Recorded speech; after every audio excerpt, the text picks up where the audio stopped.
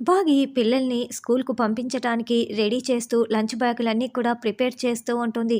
గుప్తా గారు ఇంటి వైపు తదేకంగా చూస్తూ ఉంటారు. "ఏమైంది గుప్తా గారు? ఎందుకలా చూస్తున్నారు?" అని ఆరు ప్రశ్నిస్తూ ఉంటుంది. "ఈ ఇంటికి పెను ప్రమాదం ముంచుకు వస్తున్నది. అది ఎటువంటిదంటే అది పెద్ద ప్రళయమే బాలిక" అని గుప్తా గారు చెప్తూ ఉండటంతో ఆరు టెన్షన్ పడుతూ ఉంటుంది. కానీ ఎవరికీ ఏమిటి అన్నది తెలియటం లేదు. ఆ ప్రమాదం నీకు జరుగునా? లేక నీ పిల్ల పిచ్చుకలకు జరుగునా? లేక ఒకవేళ నీ భర్తకి జరుగునా తెలియటం లేదు.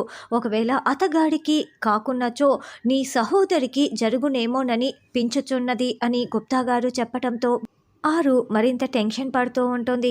అది ఎవరికి జరుగునో నాకు సరిగ్గా తెలియటం లేదు కానీ అది పెద్ద ప్రమాదమే, పెను ప్రమాదమే. నా మనసు ఎందుకో కీడు శంకించుచున్నది అని గుప్తా గారు చెప్తూ ఉంటారు. అప్పుడే బాగి ఇక పిల్లల్ని ముద్దులాడుతూ "అవ్వండి, అవ్వండి, రెడీ అవ్వండి" అని చెప్తూ మాట్లాడుతూ ఉంటుంది. ఒకతనేమో అమర్ వల్ల ఇంటి వైపు దొంగచాటుగా దూరం నుంచి కాపు కాస్తూ గమనించుకుంటూ ఉంటాడు. అమర్ కూడా రెడీ అయిపోయి 2 పిల్లలు "అంతా రెడీనా?" అని హాల్లోకి వచ్చి ప్రశ్నిస్తూ ఉంటారు.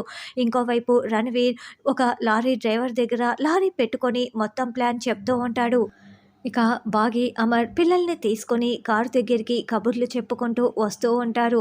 ఆరు వాళ్ళని చూసి అయ్యయ్యో! వీళ్ళిప్పుడు బయటికి వెళ్తున్నారు.